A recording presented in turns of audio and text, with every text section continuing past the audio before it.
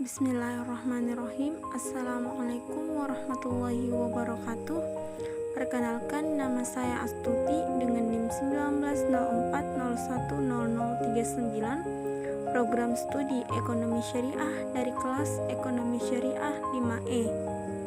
Pada video kali ini saya akan membahas materi tentang pemilihan lokasi, strategi lokasi dan pengertian lokasi bisnis.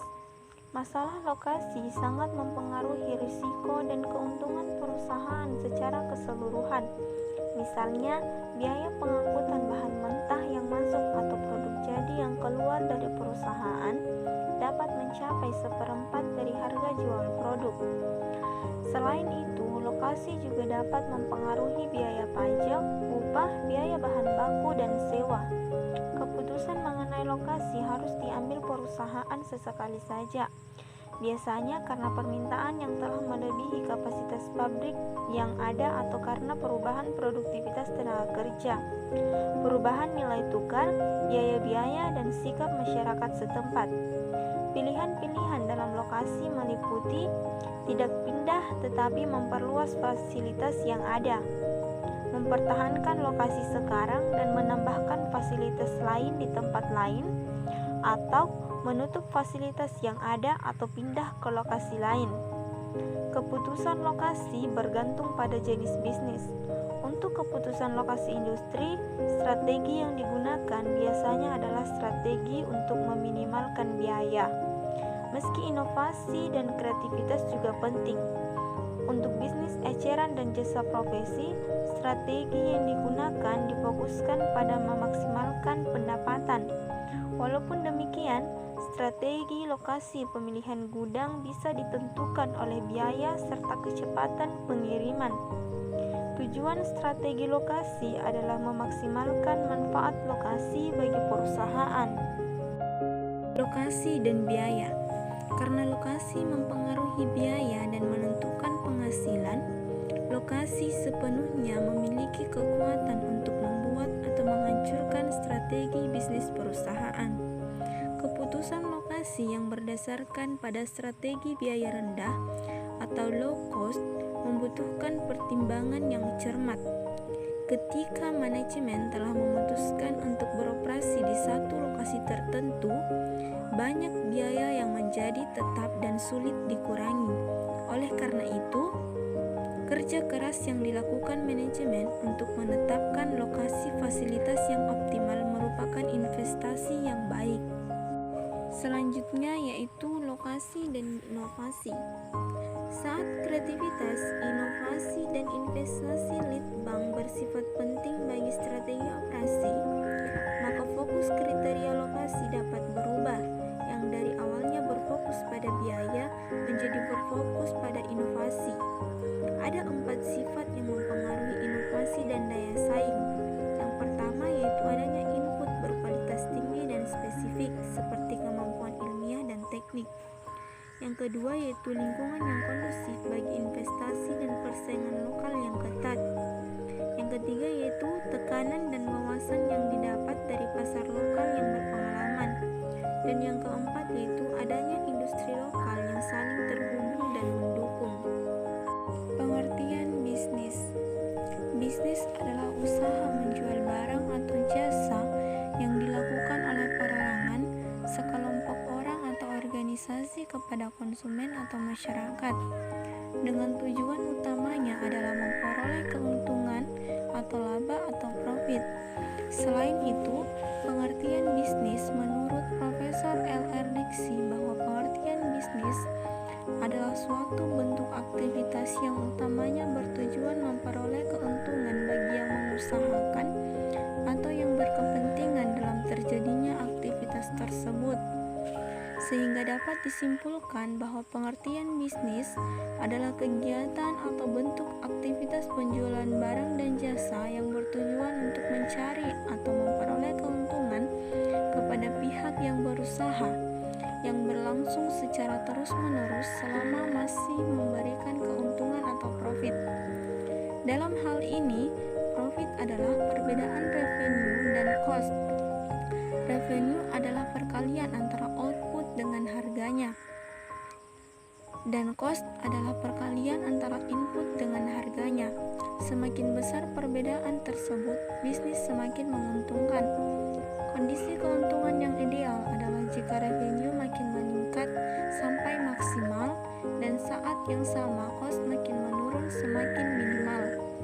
Dalam sebuah bisnis sangat dibutuhkan penentuan lokasi bisnis yang letaknya strategis sebagai salah satu bentuk pemasaran hasil produksi yang efektif. Jenis-jenis lokasi bisnis. Jenis-jenis lokasi bisnis ada 4. Yang pertama yaitu lokasi bisnis yang ditetapkan pemerintah.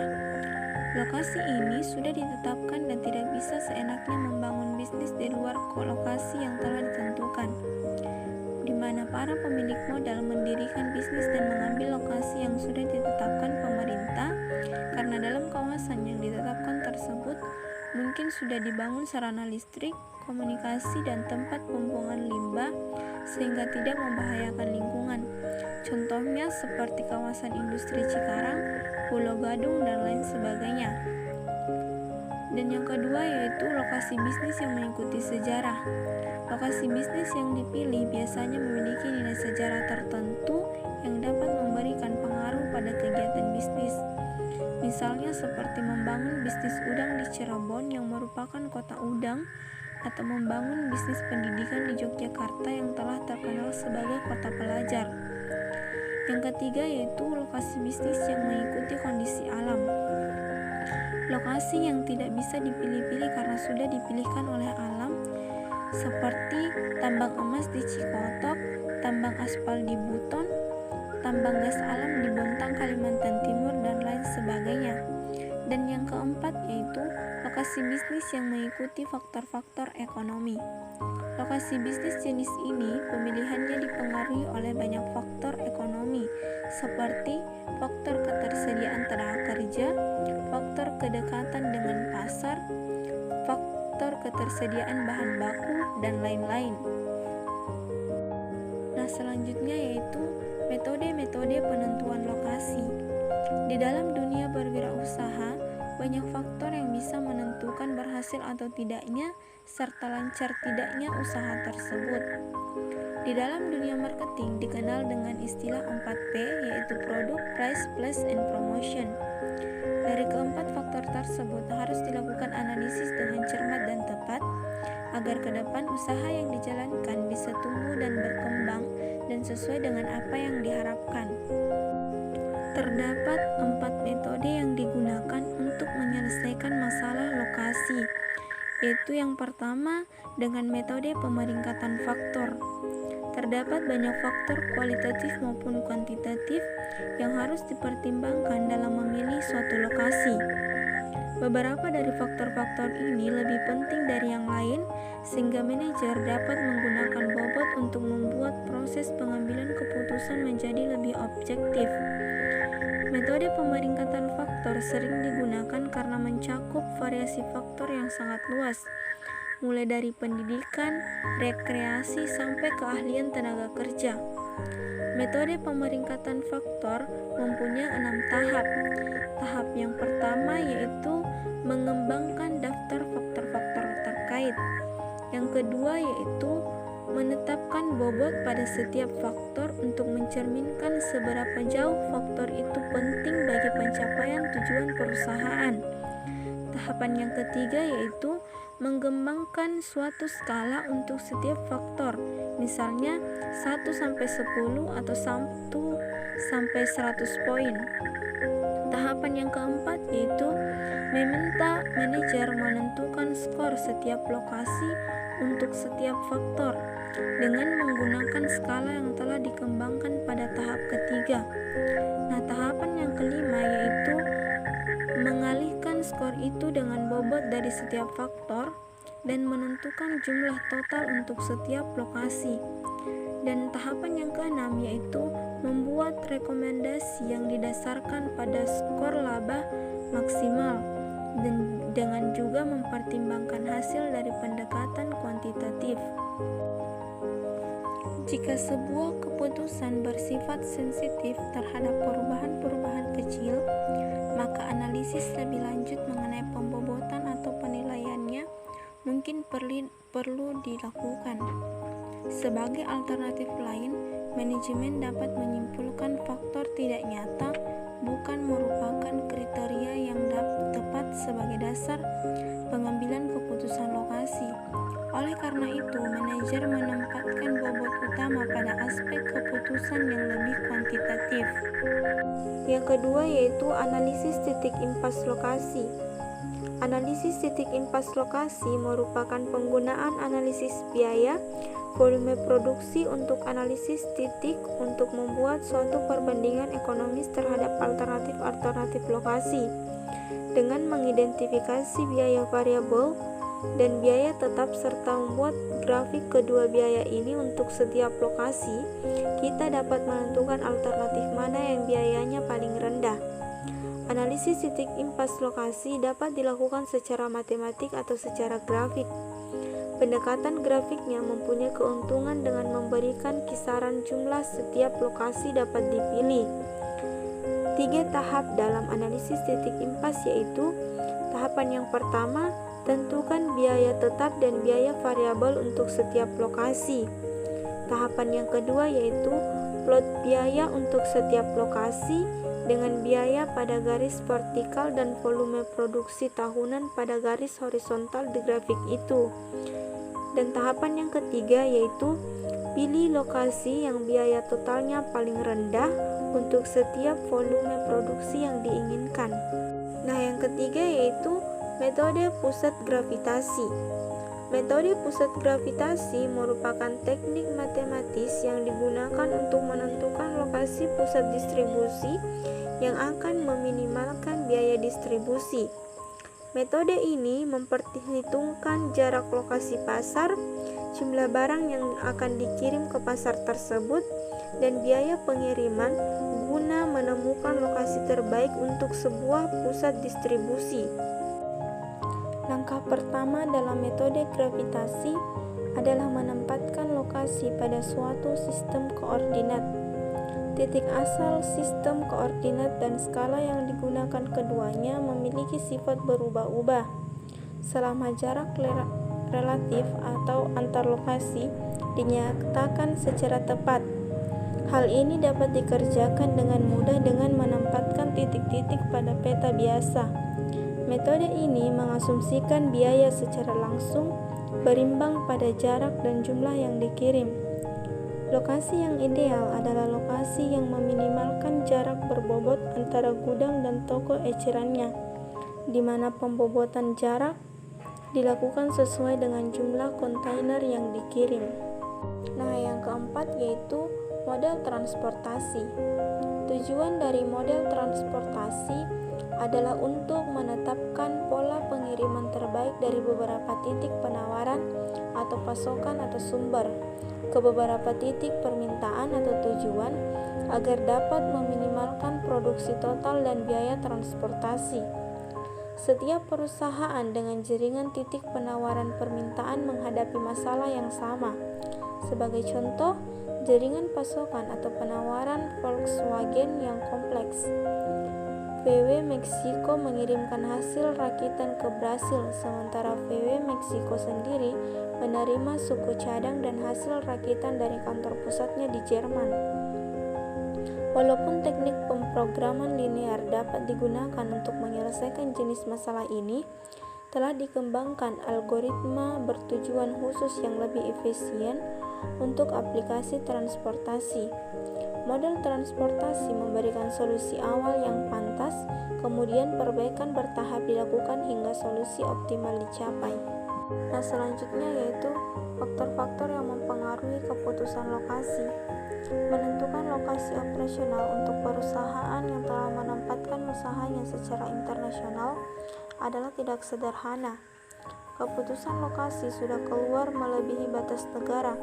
Pada kenyataannya, keputusan lokasi bagi perusahaan yang beroperasi secara global dimulai dari mempertimbangkan berbagai faktor untuk memilih negara, dilanjutkan untuk memilih wilayah sampai memilih tempat, di mana faktor-faktor tersebut diantaranya yaitu: yang pertama, keputusan pemilihan lokasi negara. Adapun faktor yang dipertimbangkan Yang pertama yaitu resiko politik yang dihadapi, peraturan yang ada, sikap pemerintah, serta insentif pemerintah. Yang kedua yaitu permasalahan budaya dan ekonomi, termasuk budaya korupsi. Yang ketiga yaitu lokasi pasar, karena produk yang telah dibuat harus dapat diserap oleh pasar agar keberlangsungan perusahaan dapat terjamin. Yang keempat yaitu ketersediaan tenaga kerja, upah buruh, produktivitas, karena unsur tenaga kerja adalah sangat penting bagi perusahaan. Yang kelima yaitu ketersediaan pasokan, komunikasi, dan energi. Hal ini disebabkan ketergantungan perusahaan pada hal-hal tersebut, karena tanpa bahan baku, komunikasi maupun energi, maka perusahaan tidak dapat beroperasi. Yang keenam yaitu risiko nilai tukar mata uang, karena mata uang dari suatu negara yang sangat fluktuatif akan berdampak sangat signifikan bagi kegiatan bisnis. Nah, selanjutnya faktor yang kedua yaitu keputusan pemilihan lokasi daerah atau region. Faktor yang dipertimbangkan diantaranya yaitu yang pertama keinginan perusahaan, yang kedua yaitu segi-segi yang menarik dari wilayah tersebut seperti budaya, pajak, dan iklim. Yang ketiga yaitu ketersediaan tenaga kerja, upah, serta sikap terhadap serikat kerja. Dan yang keempat yaitu biaya dan ketersediaan pelayanan umum. Yang kelima yaitu peraturan mengenai lingkungan hidup. Yang keenam yaitu insentif dari pemerintah. Dan yang ketujuh yaitu kedekatan dengan bahan baku dan konsumen. Dan yang kedelapan yaitu biaya tanah dan pendirian bangunan. Nah, selanjutnya faktor yang ketiga yaitu keputusan lokasi untuk memilih tempat atau site. Adapun faktor yang dipertimbangkan yaitu yang pertama ukuran dan biaya lokasi. Yang kedua yaitu sistem transportasi udara, kereta, jalan bebas maupun jalur laut. Yang ketiga yaitu pembatasan daerah. Yang keempat yaitu kedekatan dengan jasa atau pasokan yang dibutuhkan. Dan yang kelima yaitu permasalahan dampak lingkungan. Secara umum, tujuan penentuan lokasi industri adalah memperbesar keuntungan dan menekan biaya industri. Ada dua faktor yang mempengaruhi lokasi industri, di mana faktor yang pertama yaitu faktor pokok. Nah, yang termasuk dalam faktor pokok yang pertama yaitu dekat dengan bahan baku, yang kedua yaitu dekat dengan tenaga kerja dan tingkat upah, yang ketiga yaitu berdasarkan biaya angkutan, yang keempat yaitu pemasaran, dan yang kelima yaitu sumber energi. Nah, faktor yang kedua yaitu faktor tambahan. Yang masuk dalam faktor tambahan yang pertama yaitu perundang-undangan, yang kedua yaitu iklim, yang ketiga yaitu perpajakan, dan yang keempat yaitu kondisi lingkungan. Nah, selanjutnya yaitu cara penentuan lokasi bisnis. Secara umum terdapat dua macam cara untuk menentukan lokasi bisnis. Cara yang pertama yaitu cara kualitatif. Dengan cara ini diadakan penilaian secara kualitatif terhadap faktor-faktor yang dianggap relevan atau memegang peranan pada setiap pilihan lokasi. Cara yang kedua yaitu cara kuantitatif. Dengan cara ini hasil analisis kualitatif dikuantifikasikan dengan cara memberikan skor atau nilai pada masing-masing kriteria.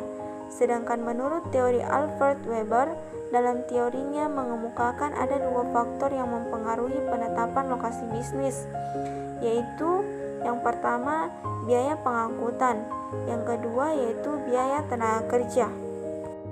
Pada dasarnya, pengembalian keputusan mengenai letak suatu bisnis oleh seorang pebisnis didasarkan atas tiga pendekatan, yaitu yang pertama pendekatan rasional. Pendekatan rasional dalam pengambilan sebuah keputusan adalah pengambilan keputusan yang didasarkan atas logika bisnis yang wajar dengan menganalisa berbagai fakta yang ada. Misalnya, karena permintaan atau order atas produk meningkat, maka Anda harus meningkatkan volume atau kapasitas produksi dengan cara membeli mesin baru, menambah jumlah karyawan, atau melaksanakan lembur.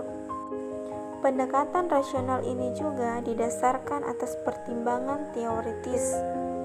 Kebanyakan yang menggunakan pendekatan ini mereka para pebisnis yang memiliki basic akademisi. Mereka memang sudah memiliki dasar pengetahuan manajerial yang baik. Paling tidak mereka memiliki kerangka berpikir yang analisis. Sedangkan bagi kebanyakan pengrajin atau mereka yang tidak memiliki pengetahuan manajerial yang cukup, lebih mengandalkan pendekatan yang kedua, yakni pendekatan pada naluri atau insting. Nah, yang kedua yaitu pendekatan naluri atau insting. Pendekatan yang berorientasi pada naluri lebih banyak berdasarkan atas pengalaman-pengalaman yang selama ini dijalaninya. Sebagai contoh yaitu pengrajin souvenir pernikahan akan membuat produk lebih banyak dari biasanya pada bulan besar atau kalender Jawa, karena pada bulan tersebut orang banyak melangsungkan acara pernikahan dan sebagainya. Dan yang ketiga yaitu pendekatan kombinasi. Pendekatan kombinasi antara rasional dan naluri adalah pendekatan dalam pengambilan keputusan yang mempertimbangkan aspek rasional maupun irasional. Cara kombinasi tersebut adalah cara yang lebih banyak dipakai dalam praktek, terutama oleh para pebisnis, karena cara tersebut lebih praktis dan juga lebih cepat. Seperti diketahui, keberanian dan kecepatan dalam membuat keputusan merupakan kunci keberhasilan seorang pebisnis. Hal ini dimaksudkan agar tidak kalah dalam menangkap dan merebut peluang bisnis yang kadang datangnya tidak diduga. Hakikat dari pembuatan keputusan merupakan pemilihan alternatif dalam pemecahan masalah. Untuk itu, sebelum keputusan dibuat, sebaiknya rumusan masalah yang dicapai harus jelas dengan mempertimbangkan tujuan yang hendak dicapai. Mencari dan mengembangkan kemungkinan alternatif yang akan dipilih, serta memilih alternatif yang paling tepat dan atau yang cukup memuaskan dan mengandung kebaikan untuk berbagai pihak, serta menetapkan alternatif yang dipilih secara mantap dan selanjutnya menyiapkan langkah-langkah untuk melaksanakannya. Kesulitan utama dalam pemilihan alternatif biasanya karena masing-masing alternatif mengandung kelebihan-kelebihan dan kekurangan-kekurangan yang berbeda-beda. Alternatif mana yang akan diambil dan dipilih oleh seorang pebisnis akan sangat tergantung pada keteguhan sikap dalam menghadapi resiko. Dengan demikian, keteguhan sikap dan kemantapan terhadap keputusan apa yang akan dibuat harus dimiliki, terutama keteguhan dan kemantapan sikap dalam penentuan prioritas tujuan yang akan dicapai. Walaupun alternatif yang lebih menguntungkan dan memberikan kontribusi yang banyak, maka sudah sepantasnya lah bagi pebisnis untuk memilih alternatif yang mengandung banyak kebaikan bagi berbagai pihak. Karena dengan demikian, maka usaha yang dijalankan akan mendapatkan kepercayaan dari berbagai pihak, baik itu dari internal ataupun eksternal, yang demikian itu akan mempengaruhi keberlangsungan bisnis tersebut. Dan yang lebih penting lagi, tidak ada yang merasa dianiaya sedikit pun karena disebabkan merasa dirugikan, akan tetapi malah merasa senang dengan apa yang sudah diputuskan dengan tepat.